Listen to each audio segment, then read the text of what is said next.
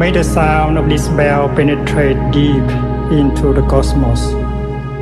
Even in the darkest spots, living beings are able to hear it clearly, so that all suffering in them cease, understanding come to their heart, and they transcend the path of sorrow and death.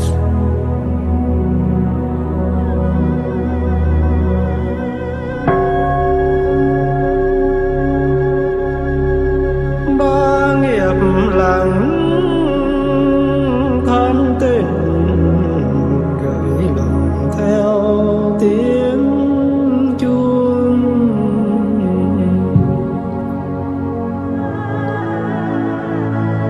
cơm lộ một giọt rưới lên xuân về trên khắp mọi miền núi sông.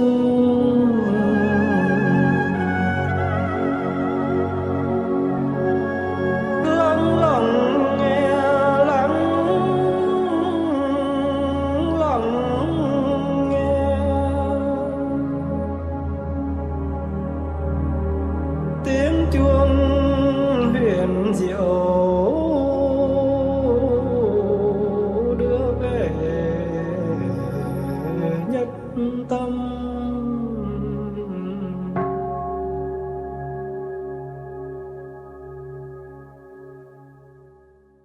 Thầy rời Việt Nam để đi qua Hoa Kỳ với mục đích là kêu gọi chấm dứt chiến tranh Việt Nam. Cái hồi đó 1966 thì cuộc chiến đã lên tới cái mức rất là khốc liệt. Đa số người Việt không có muốn cuộc chiến tranh huynh đệ tương tàn. Thì có nhớ là cái hôm đi vào trong nhà cảnh sát để làm hộ chiếu đó, thì ông cảnh sát trưởng hỏi thầy đi qua bên đó để làm gì. Thì thầy nói là trường đại học Cornell mời thầy qua để giảng diễn về đạo Phật và về đời sống tâm linh ở vùng Đông Nam Á. Thì ông cảnh sát trưởng nói là thầy đi thì được, miễn là đừng có kêu gọi hòa bình thì thôi. Và đó là đích thực là cái điều mình muốn. Thành ra thầy ngồi im ru bà ru không có nói gì hết. Mục đích của mình là đi kêu gọi hòa bình, mà ông nói thầy qua nó làm gì cũng được, miễn là đừng kêu gọi hòa bình thì thôi. Trong bụng nghĩ rằng là nhiều lắm là mình đi 3 tháng thôi, nhưng mà không ngờ rằng là 3 tháng sau thì mình không có được phép về nhà nữa. Tại mình đã dám nói lên tiếng nói mà cả hai bên đều không muốn. Tiếng nói đó là chúng tôi không có muốn cuộc chiến tranh này, chúng tôi muốn chấm dứt liền lập tức cuộc chiến tranh này. Và tại Hoa Thịnh Đốn thì đã kêu gọi Hoa Kỳ ngưng oanh tạc Bắc Việt và Nam Việt và án binh bất động, để mời Hà Nội cùng mở một cuộc thương thuyết để chấm dứt chiến tranh Việt Nam. Và chính vì 5 điểm đó đưa tại Hoa Thịnh Đốn cho nên thầy không được về nước. Tại trường đại học Cornell ở Ithaca, thầy Nhất Hạnh đã giảng dạy trong suốt 3 ngày về công trình phục hưng của Phật giáo Việt Nam hiện đại với đạo Bụt dấn thân, phong trào làm mới đạo Bụt ở Việt Nam để đối diện những vấn đề về tâm lý, xã hội và chiến tranh. Thầy cũng nói về trường đại học Vạn Hạnh, trường thanh niên phụng sự xã hội và những hình thức tu tập có thể đem đạo Bụt đi vào đời sống hiện đại. Trong trường Cornell có giáo sư Kahim, một nhà trí thức khả ái rất quý trọng thầy Nhất Hạnh. Họ đã nhanh chóng trở thành bạn thân, đồng chí hướng, yêu chuộng hòa bình. Sau đó, thầy Nhất Hạnh từ giã Đại học Cornell và cùng giáo sư Brown về New York, đến trụ sở Hội Thân hữu Hòa giải ở Nyack, cách New York nửa giờ xe hơi về phía đông bắc. Đây là một tổ chức liên tôn về hòa bình và công bằng xã hội nổi tiếng ở Hoa Kỳ lúc bấy giờ. Thầy đã đàm luận với giáo sư Brown và đề nghị để nhờ hội này đứng ra sắp đặt chương trình du thuyết, vận động, kêu gọi hòa bình trên nước Mỹ nhằm chấm dứt chiến tranh tại Việt Nam cho thầy. Ở Chùa Lá, những người lạ mặt đã ném lựu đạn và bắn tiểu liên vào chánh điện Chùa Lá của trường Thanh niên Phụng sự xã hội. Một số tác viên tử nạn và bị thương. Họ ném một trái lựu đạn vào phòng nghỉ của thầy Nhất Hạnh. Rất may, thầy đã rời Việt Nam trước đó mấy ngày. Trong những ngày tang thương tại trường Thanh niên Phụng sự xã hội, thầy đã tổ chức họp báo tại Trung tâm Tôn giáo ở trụ sở Liên Hợp Quốc. Tờ New York Times đã tường thuật lại buổi họp báo này trong số báo ra ngày 17 tháng 5 năm 1966. Sau buổi họp báo, thầy đi Boston, San Francisco và Los Angeles để tiếp tục diễn thuyết tại các trường đại học và các nhà thờ. Thầy Nhất Hạnh kêu gọi người Mỹ chấm dứt tham chiến, giết chóc người Việt Nam của thầy, kêu gọi người Mỹ ngừng cung cấp vũ khí và ngừng đưa quân vào Việt Nam.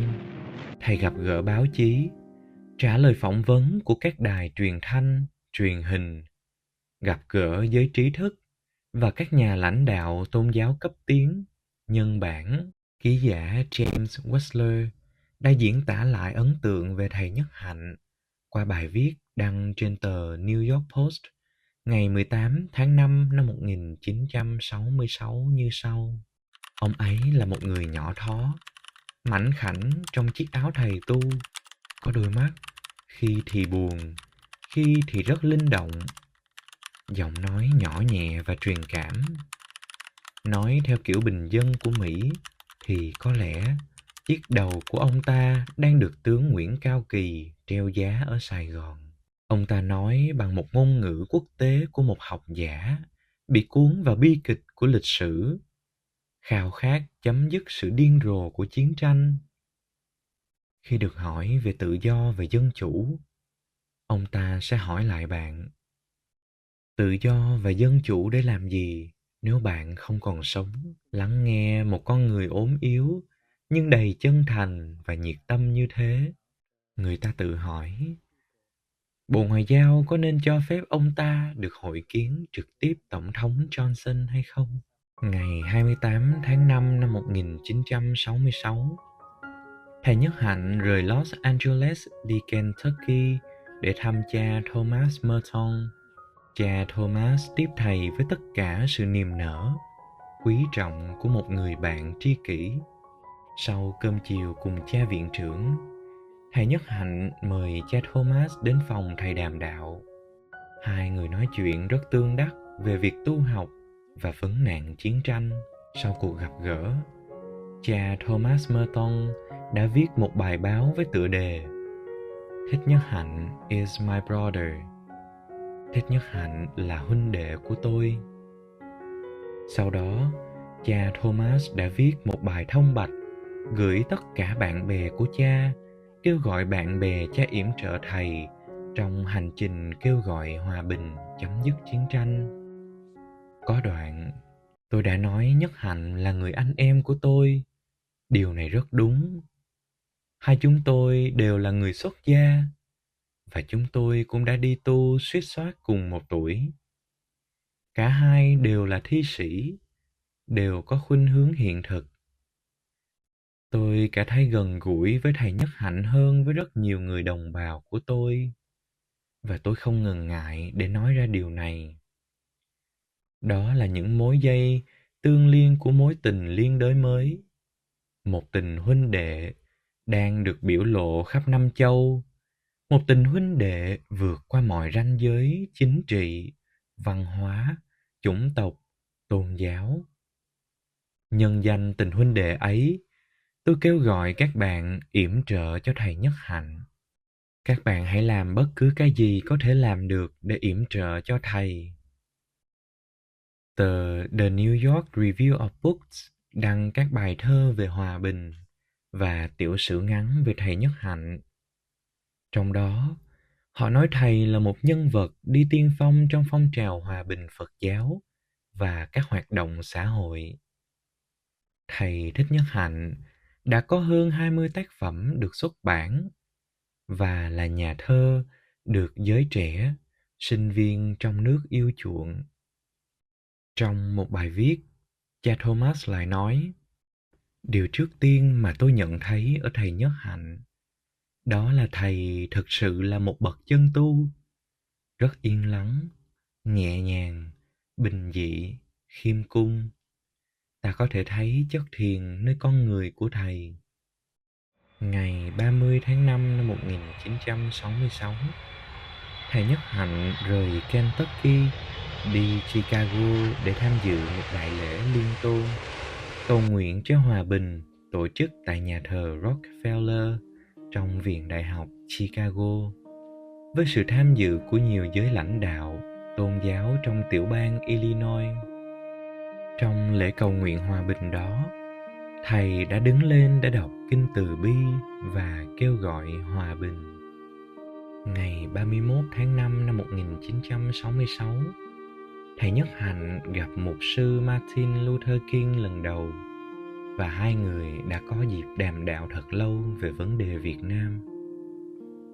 Mục sư Luther King là người lãnh đạo phong trào dân quyền ở Mỹ, nhân vật trẻ tuổi nhất được chọn để nhận giải Nobel Hòa bình năm 1964 vì những nỗ lực chấm dứt nạn kỳ thị chủng tộc bằng bất bạo động.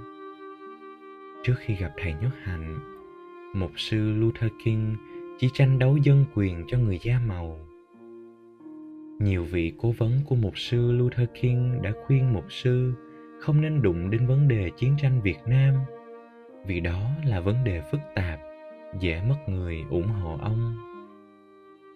Thầy Nhất Hạnh đã đưa cho mục sư một ấn bản cuốn đối thoại Cánh cửa hòa bình, xuất bản 1 năm trước tại Sài Gòn. Trong đó có bức thư thầy viết cho mục sư Luther King vào ngày 1 tháng 6 năm 1965. Lá thư có nhan đề Đi tìm kẻ thù của con người. In Search of the Enemy of Man. Mục sư đã đọc rất kỹ bức thư của thầy Nhất Hạnh và sau đó mục sư Luther King cùng thầy Nhất Hạnh mở cuộc họp báo tại khách sạn Sheraton ở Chicago cho khoảng 300 người. Đây là lần đầu tiên thầy thấy một buổi họp báo lớn và đông đảo người tham dự đến vậy. Hàng trăm máy ghi âm, hàng trăm ống kính máy quay hướng về hai người, mục sư Martin Luther King và thầy tu Thích Nhất Hạnh. Đó là lần đầu tiên mục sư Luther King công khai tuyên bố cương quyết chống chiến tranh Việt Nam. Mục sư cũng kêu gọi mọi người hãy lắng nghe tiếng nói của thầy Nhất Hạnh, đại diện cho những người đang sống dưới bom đạn. Ngày hôm sau, hình thầy Nhất Hạnh gầy ốm, xanh xao, ngồi bên vị mục sư lãnh đạo phong trào dân quyền của người da màu Hoa Kỳ, được đăng khắp nơi trên các tờ báo với những bài tường thuật về cuộc họp báo. Bản kiến nghị của thầy Nhất Hạnh cũng được đăng với nhan đề They are our brothers whom we kill. Những người ta đang tàn sát chính là anh em của ta. Có chữ ký của 10.000 nhân vật tôn giáo, nhân bản, trí thức yêu chuộng hòa bình. Khi thầy từ giã mục sư Luther King để đi Washington DC, cô thư ký của mục sư đã đưa cho thầy Nhất Hạnh một lá thư và dặn rằng sau khi lên máy bay hãng đọc. Trên máy bay, thầy Nhất Hạnh mở thư của mục sư ra đọc. Thầy Nhất Hạnh, tôi thương thầy quá. Tôi thương đất nước của thầy quá. Tôi không biết diễn tả tâm tình của tôi như thế nào cả. Tôi chỉ muốn được ôm thầy trong hai vòng tay tôi, nhưng tôi đã không dám làm. Tôi nguyện cầu cho thầy đạt được điều thầy mong muốn. Một sự đồng cảm thương yêu của những con người có trái tim lớn vì nhân loại, vì hòa bình. Tháng 1 năm 1967, 6 tháng sau lần gặp gỡ đầu tiên, Mục sư Luther King đề cử thầy Nhất Hạnh được nhận giải Nobel Hòa Bình. Mục sư nói, những phát kiến cho hòa bình của thầy Nhất Hạnh, nếu được thực hiện, sẽ dựng lên một tượng đài của tinh thần đại đồng, tình huynh đệ và nhân bản. Vài tháng sau, vào ngày 4 tháng 4 năm 1967, trong bài diễn văn quan trọng Beyond Việt Nam tại nhà thờ Riverside, Mục sư King đã trích dẫn những đoạn trong cuốn Hoa sen trong biển lửa của thầy Nhất Hạnh. Đây là lần đầu tiên mục sư dứt khoát lên án chiến tranh Việt Nam và đi đến quyết định kết hợp phong trào đấu tranh cho hòa bình với phong trào dân quyền. Mục sư Luther King đã chia sẻ thông điệp hào hùng của thầy Nhất Hạnh rằng kẻ thù của chúng ta không phải là con người. Kẻ thù của chúng ta là sự hận thù, kỳ thị, cuồng tín và bạo động. Khi mục sư King xuống đường tham gia biểu tình chống chiến tranh, ông đã đi dưới tấm biểu ngữ có dòng chữ: kẻ thù ta đâu phải là người, giết người đi thì ta ở với ai, viết bằng cả tiếng Anh và tiếng Việt. Tháng 5 năm 1967, thầy Nhất Hạnh và mục sư Luther King gặp nhau lần thứ hai trong Hội nghị Hòa bình trên trái đất do Hội đồng các giáo hội thế giới World Council of Churches tổ chức tại Geneva. Mục sư đã mời thầy Nhất Hạnh lên ăn sáng cùng ông để bàn về kế hoạch xây dựng một cộng đồng yêu quý, xây dựng tình thân hữu giữa các dân tộc và các quốc gia dựa trên nguyên tắc bất bạo động, hòa giải, công bằng, bao dung và không kỳ thị. Nhưng nhà chính trị và nhà quân sự Việt Nam ít thấy được rằng là những cái hoạt động bất bạo động để thay đổi cái nhận thức của quần chúng Hoa Kỳ rất là quan trọng. Nếu mà chiến tranh Việt Nam được chấm dứt sớm đó không phải là vì những cái hoạt động chính trị và quân sự không. Nếu chiến tranh Việt Nam chấm dứt sớm là nhờ mình có một con đường hoạt động bất bạo động để thay đổi cái sự suy nghĩ của người dân. Nếu sự suy nghĩ của người dân nó thay đổi thì chính sách của chính phủ nó sẽ thay đổi. Nếu không có sự thay đổi trong cái nhận thức của người dân thì chính quyền nó vẫn tiếp tục theo cái đường hướng của họ. Điều này là điều rất là rõ ràng. Điều này đã đúng trong trường hợp chiến tranh Việt Nam, điều này cũng sẽ đúng trong trường hợp chiến tranh Iraq. Tôi còn nhớ có một buổi hội thảo, có một ông Mỹ, ông giáo sư Mỹ, ông này rất là có ảnh hưởng. Và trong cuộc họp báo và đàm luận thì cái mặt ông rất là trầm ngâm, ông rất là đau khổ. Nhưng mà vào cuối buổi hội thảo thì ông đã quyết định đứng hẳn về cái phe chống chiến tranh. Và mình biết rằng trong cái thời gian mà vận động như vậy đã có biết bao nhiêu người họ buông bỏ được cái nhận thức sai lầm của họ. Họ thấy được những cái khổ đau của người dân. Họ tin tưởng rằng sự có mặt của người Mỹ ở Việt Nam là để cứu người Việt. Và họ không biết rằng cái sự có mặt của người Mỹ Việt Nam đã tạo ra không biết bao nhiêu là tang thương, khổ đau, giết chóc ở Việt Nam. Và vì vậy cho nên đưa tới cho họ cái sự thật đó không phải với tư cách của một nhà chính trị hay là một nhà quân sự, mà là một nhà tu, một người nhân bản, thì họ có cơ hội đòi hiếu và họ điều chỉnh cái nhận thức của họ. Và mình có mặt ở tại Hoa Kỳ là để nói lên tiếng nói của người dân, chứ không phải là nói lên tiếng nói của một trong những cái phe lâm chiến ở Việt Nam. Gần một năm sau, khi thầy Nhất Hạnh đang ở Hoa Kỳ thì nhận được tin mục sư King bị ám sát.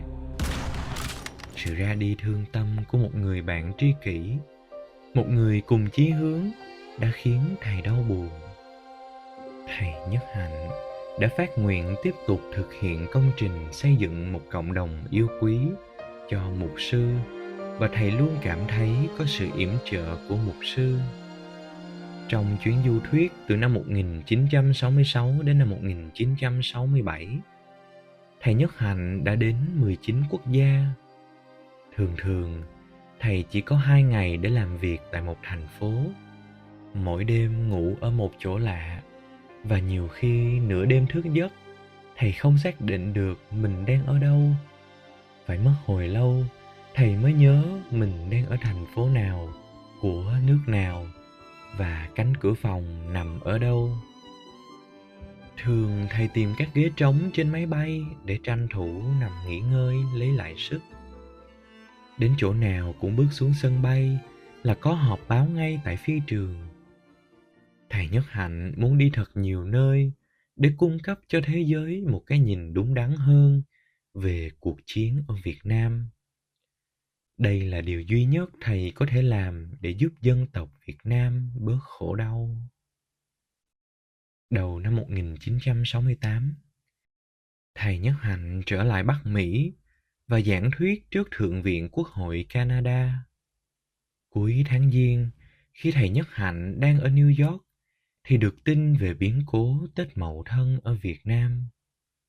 Khuôn viên của trường Thanh niên Phụng sự xã hội đã trở thành trại tị nạn cho khoảng 10.000 người.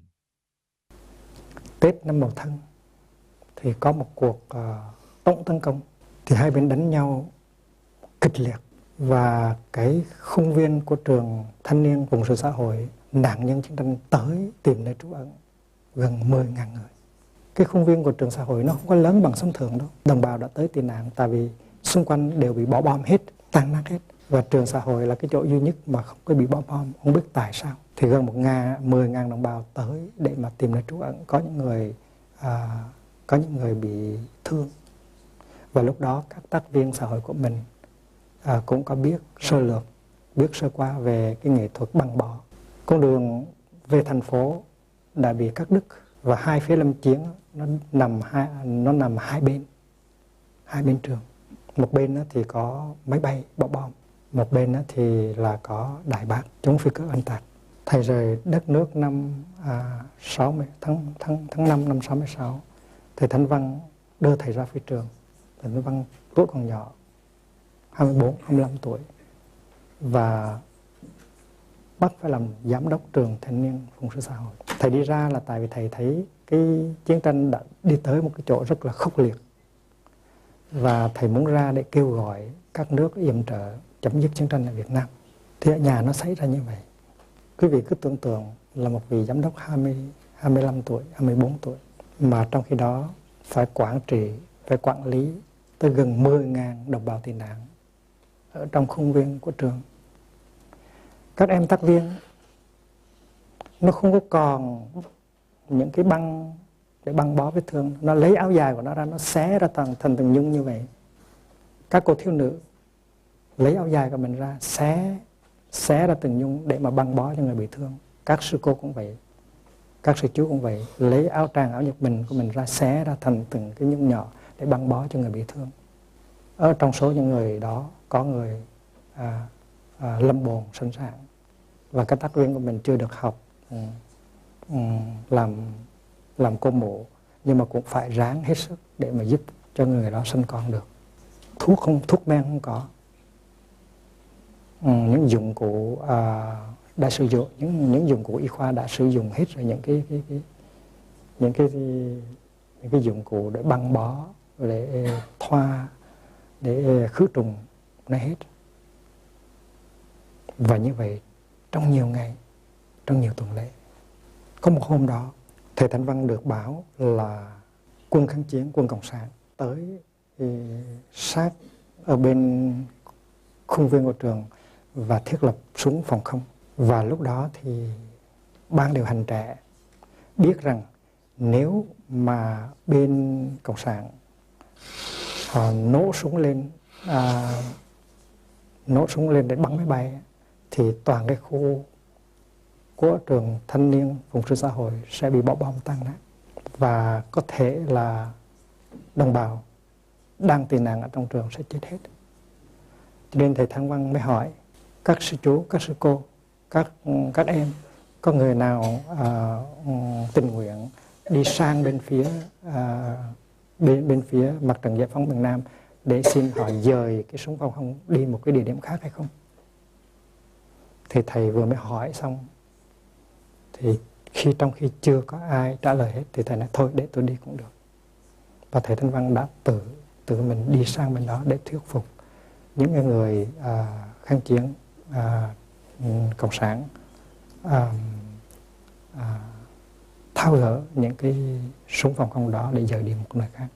Người ta không có tin rằng thầy làm được chuyện đó, và muốn làm được chuyện đó thì thầy phải bò từ cái địa điểm của trường, thầy phải bò sang bên kia. Còn nếu mà đi thẳng người thì sẽ bị bắn, sẽ bị bên này hoặc bên kia bắn. Và thầy Thanh Văn đã làm chuyện đó. 24 tuổi đã bò sang bên địa điểm của phe cộng sản và đã thường thuyết, không biết là Phước Đức ông bà gì đó, nói họ nghe và họ dời súng phòng không đi nơi khác. Cái ngày mà thầy nghe tin 5 người tác viên của trường thanh niên phụng sự xã hội bị bắn ở Sài Gòn thì thầy đang ở Paris. Và có một người bạn thầy da đen, đang một giáo sư đại học ở Mỹ, điện thoại về cho thầy và báo cái tin đó. Quý vị có thể biết được, có thể tưởng tượng được cái niềm khổ, nỗi khổ của thầy. Hàng trăm người thanh niên, trong đó có những sư cô và sư chú còn trẻ tuổi, đã ghi tên vào trường xã hội để trở thành những cái tác viên xã hội, đem trái tim thương yêu của mình mà phục vụ cho đồng bào trong cái tình trạng dầu sôi lửa bỏng. Họ đã nghe lời thầy tới để được huấn luyện, để trở thành những bàn tay của các Đức Bồ Tát mà đem lại cái an ninh, cái hạnh phúc cho người khổ đau. Nhưng mà chính họ lại là đối tượng của sự bắn giết, nghi ngờ. Đó là những người con của thầy, đó là những người em của thầy. Họ đã nghe lời thầy tới và bây giờ họ chết. Họ chết vì thầy, họ chết vì cái lý tưởng hiểu và thương. 4 đứa em chết đêm qua. Một đứa tên Hy, một đứa tên Tuấn, một đứa tên Thơ, một đứa tên Lành. Tôi xin cáo với đồng bào, với đất nước, với các chị, các anh. 4 đứa con trai, đầu còn rất xanh. 2 năm trước, chúng nghe lời tôi, ra đi vào lòng đất nước. Mong gieo rắc tình yêu, xây dựng hòa bình. Xương các em là xương tôi, thịt các em là thịt tôi. Xương tôi tan, thịt tôi nát. Nửa đêm chúng bắt các em, đầu trần chân đất. Đi tới bờ sông, chúng bắt các em quỳ xuống. Chúng hỏi, có phải thanh niên phụng sự xã hội không? Các em nói có. Chúng bắn các em ngã quỵ bên bờ sông. Chúng bắn tôi ngã quỵ bên bờ sông. Có mặt đồng bào, có mặt các chị, các anh. Máu của các em tôi xin trả về cho non sông. Xương của các em tôi xin trả về cho non sông. Máu xương đó trinh nguyên, chưa bao giờ làm hoen ố giống lạc hồng. Còn những bàn tay các em tôi xin trả về cho nhân loại. Trái tim các em tôi xin trả về cho nhân loại. Những bàn tay kia chưa bao giờ gây tàn hại. Những trái tim kia từ thơ ấu chưa bao giờ nhận gửi máu hờn căm. Còn da các em đây xin gửi trả về cho đồng bào. Xin hãy dùng những mảnh da của các em đây mà vá lại những vết rách, những vết cắt rớm máu trên thân hình dân tộc thương đau.